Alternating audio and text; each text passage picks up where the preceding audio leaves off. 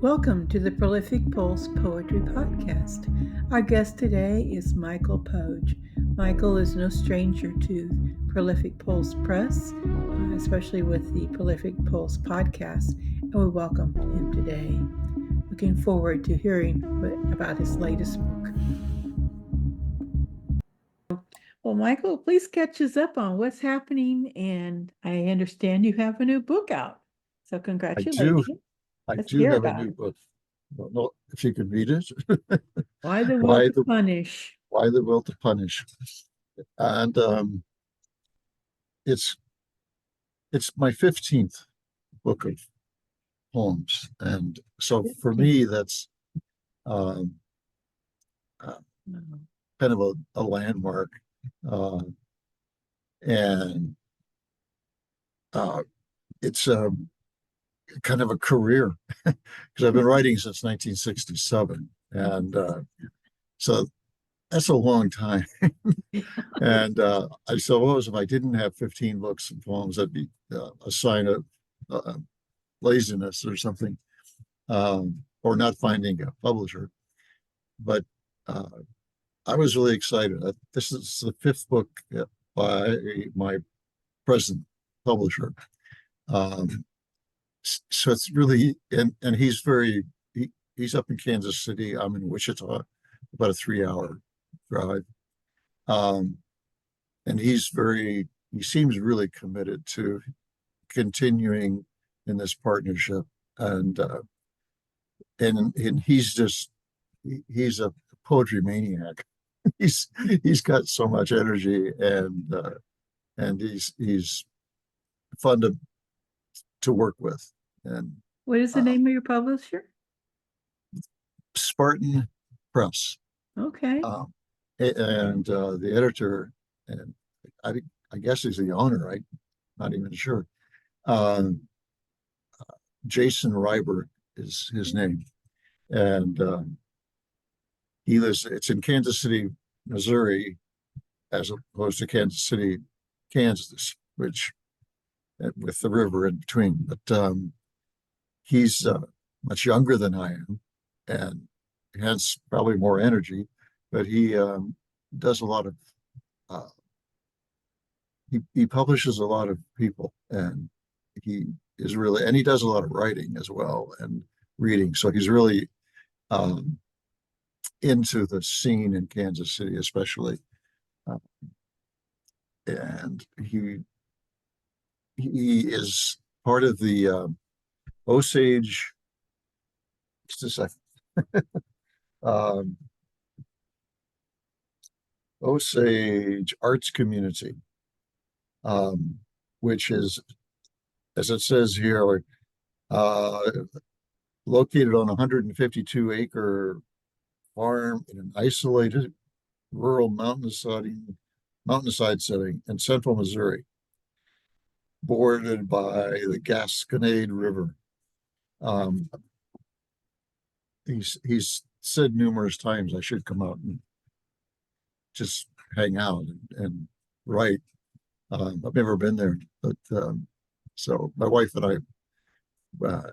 I mean, it's not that far away, Right. So, That sounds but fun. Jason's just, um, he had a bad health uh, time recently, and he was out of commission for several months, probably because he's working so hard and uh, publishing people like me.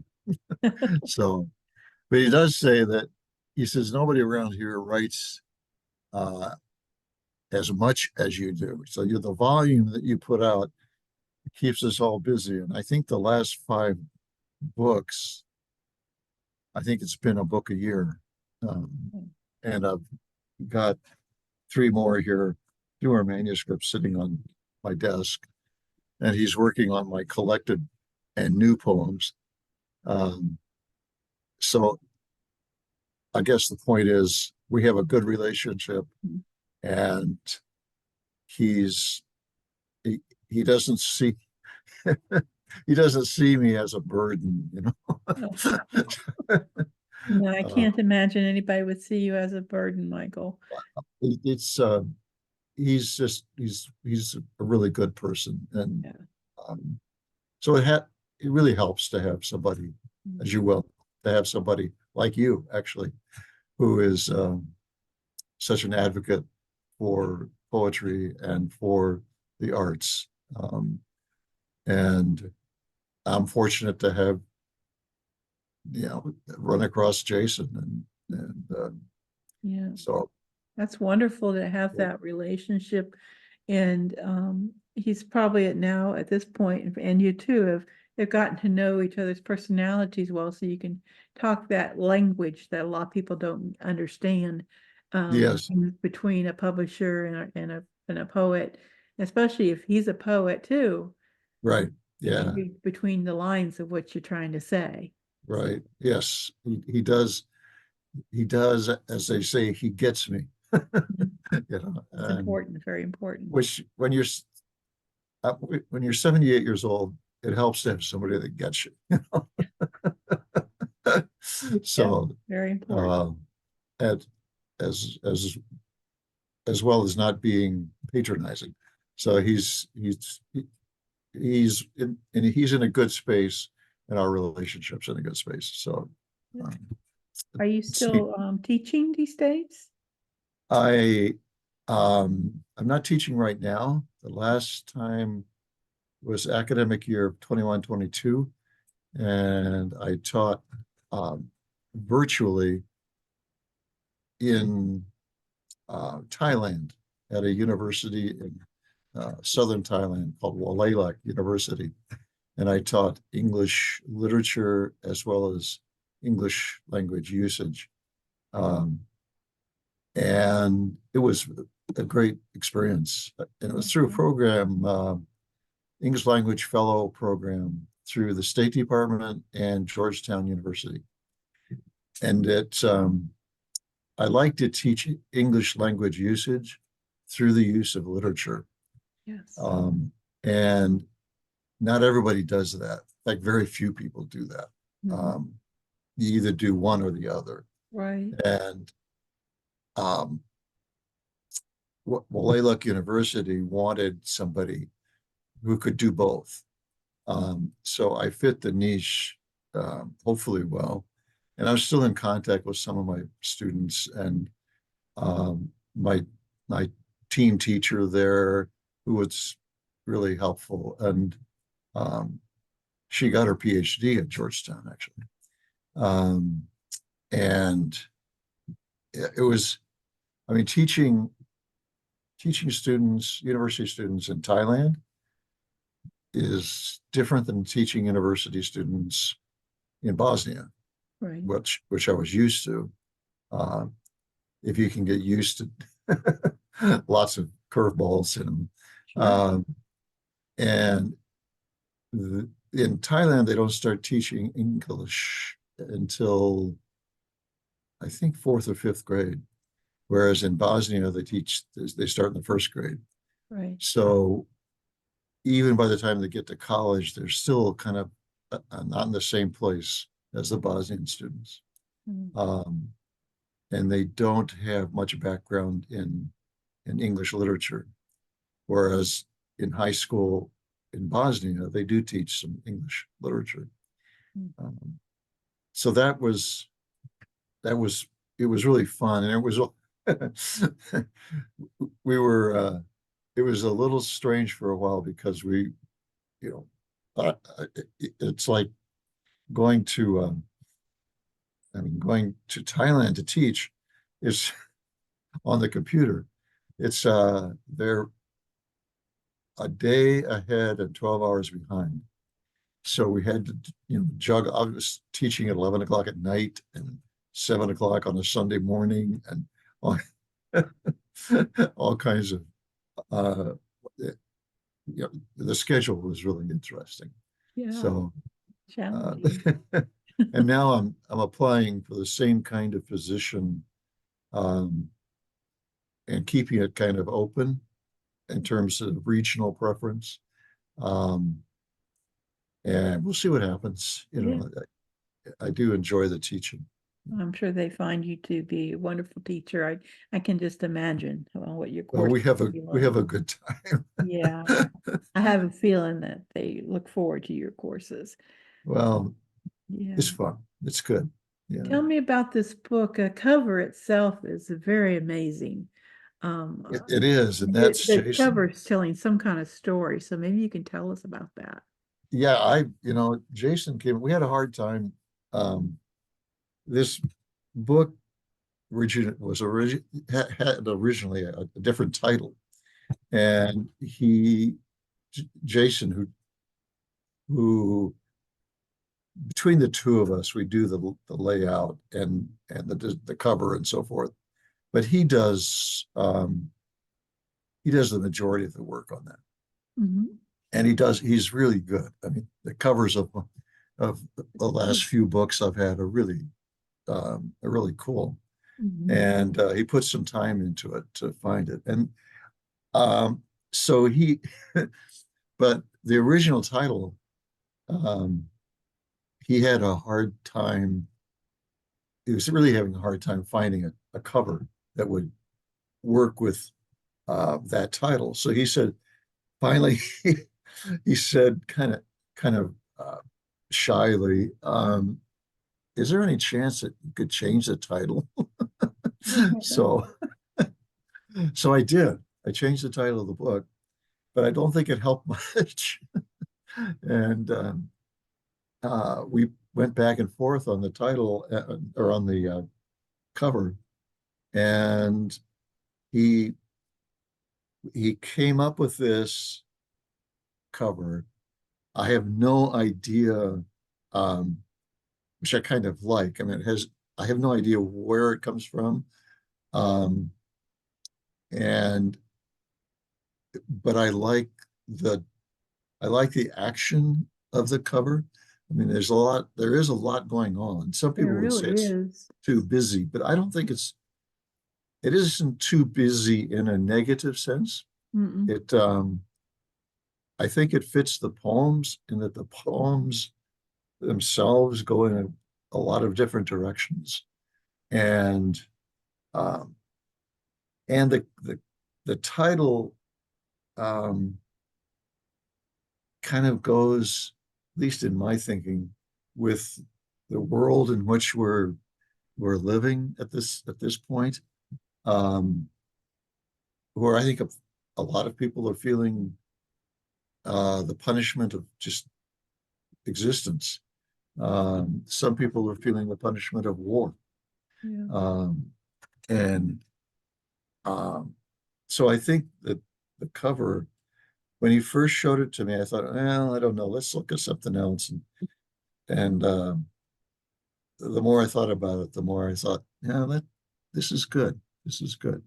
Mm. Um, It looks very it's expressive, very purposeful, and I yeah, particularly notice in the eyes. You can see so much in those eyes, yeah, right. in the hands, the fingernails. It's very Yes, specific. Do you yeah. have And a the poem that's called Why the Will to Punish in the book? actually no, it comes from a line in a poem. So Okay. I would have a hard time finding the poem, but Gotcha. Gotcha. that's yeah. Um, and I'm not sure where the line is actually. Um, but um, I I would just love found it. you to read it. Actually, I just found it. Okay, great. If you read that for us, that'd be wonderful. Um, some of the, as you know, some of my writing takes place in Bosnia Hmm. in the early 90s, which at least in this country is ancient history for a lot of, especially a lot of students, um, university students. And so the war in Bosnia and Herzegovina uh, between 1991 and 1996 just really grabbed my attention. And I'd never been there before. So I started going there in 2000. Um, and I worked voluntarily for the most part, just to help the country get restored, Mm-hmm. get back on its feet. It's a small country in South Central Europe with about 4 million people. And so this is a Bosnia poem. The title is Spatial Prepositions. And it's a grammatical term, but it's also, I think, a description of life. Spatial prepositions. And there's a little epigraph that says Mostar, Bosnia and Herzegovina siege, 1993, 1994. Spatial prepositions. What is beautiful when there is no world? Do only fools walk in the cold? The trumpet is dead, so why are you moving? Only the crows come for a coffee, and the sadly sad.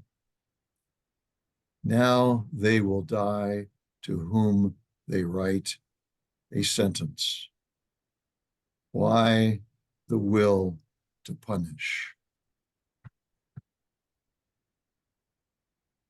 One of the things I like about Bosnia is the pace of life. It's a coffee culture. And as opposed to this country, the US, my friends in Bosnia say, you Americans, you get coffee to go. We get a coffee to stay. So the idea is, I mean, there are tons of coffee shops around the place, and you can meet your students, you can meet friends, you can maintain friendships, and especially post-COVID, restore friendships. And I love that. You know, that's like talking to my students either in person or virtually or on the phone, or friends or colleagues. And let's go out let's have I'll meet you for coffee at, 11 o'clock. And it's not that you stay there all day, but you catch up on things in a half an hour or an hour. And the coffee is very inexpensive. I mean, life is very inexpensive there because it's a poor country, for one thing. And so that's my reference to a coffee. Only crows come for a coffee, which would mean that everything else has pretty well disappeared. In fact, this book, I'm rattling along, so you get in here if you ask me a question. The book is dedicated to the disappeared. And yeah, there's an epigraph from Hippocrates. Before you heal someone, ask them if you are willing. I'm sorry. Before you heal someone, ask them if they are willing to give up the things that make them sick. That just seemed to ring a bell for me for this particular book. Yeah. Sounds very, very interesting. And I'm looking forward to reading it. Yeah. This is kind of poetry I really get into. It takes it to another level. Well, thank you. You're one of the few that I've run into. I have a good friend who says, she told me, this has been like 2 years ago. She said, I've tried and tried, and I don't understand your poetry, but I'm glad you're doing it. So I guess that was a kind of affirmation. Um,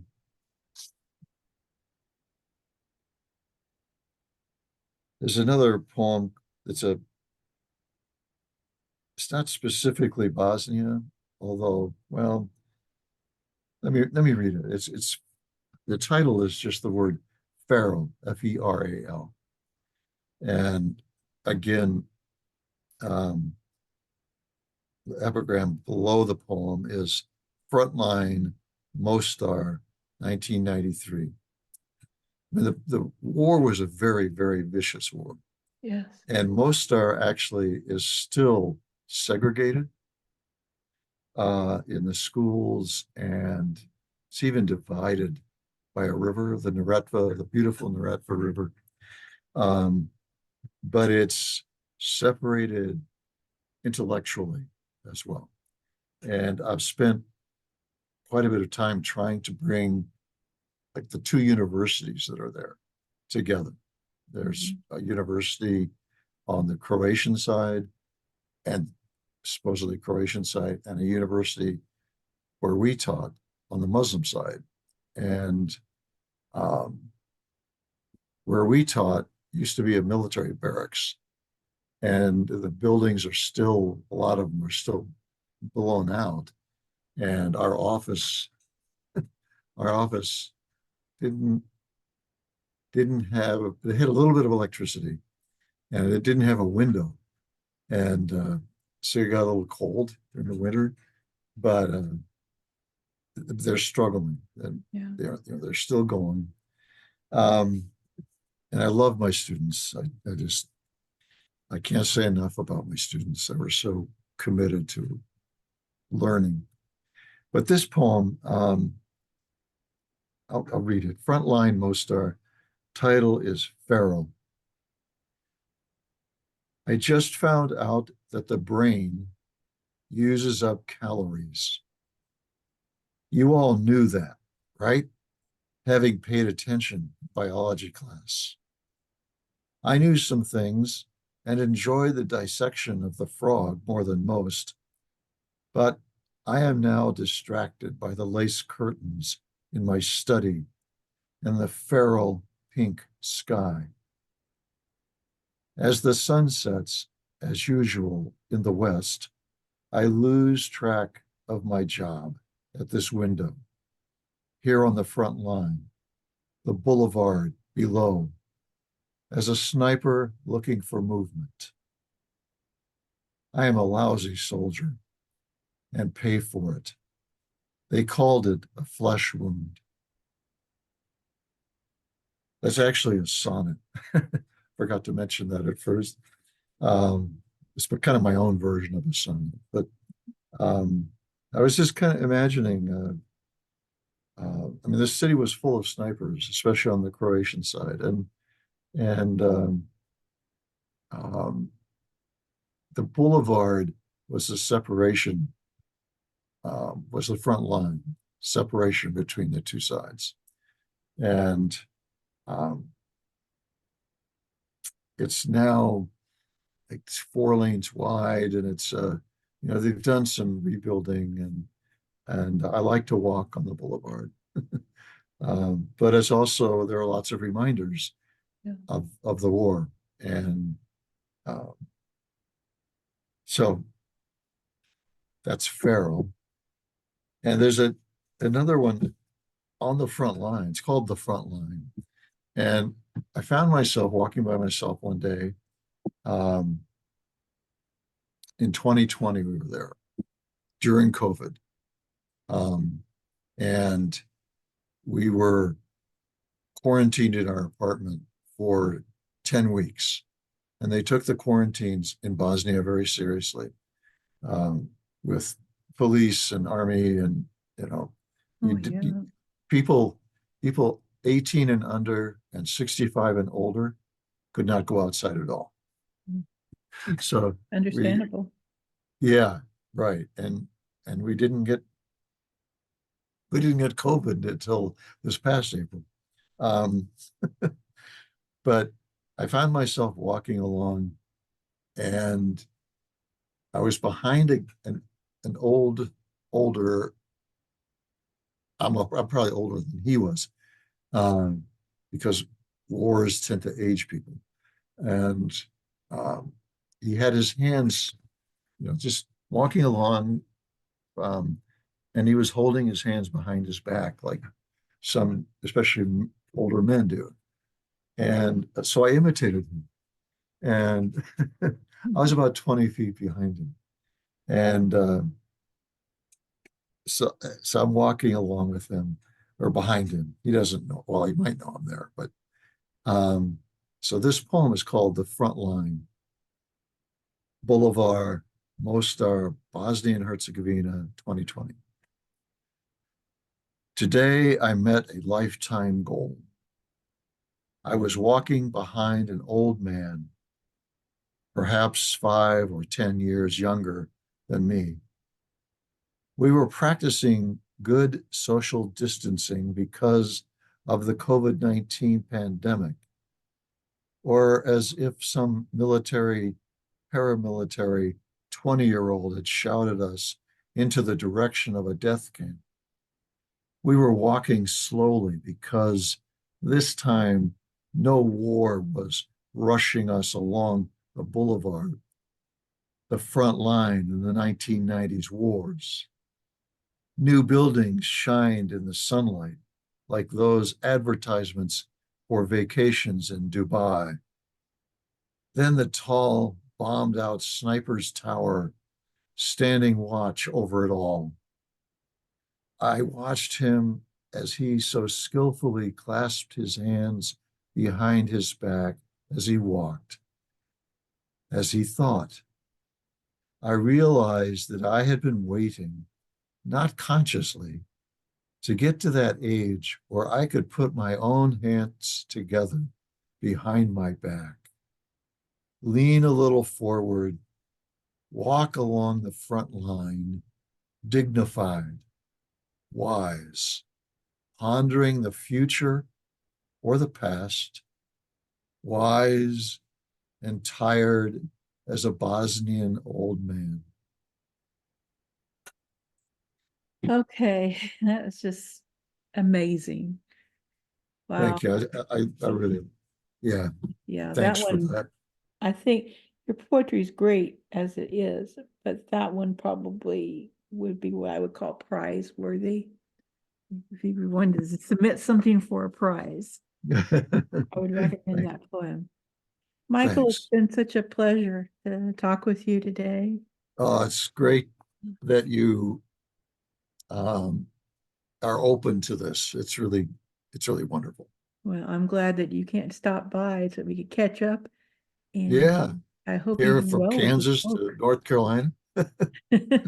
So, well, Yeah. you keep writing and take good care of yourself. All Okay? right, keep in touch. All right. Thank Always a you. pleasure. Thank you. Thanks. For me too. Okay. Thank you.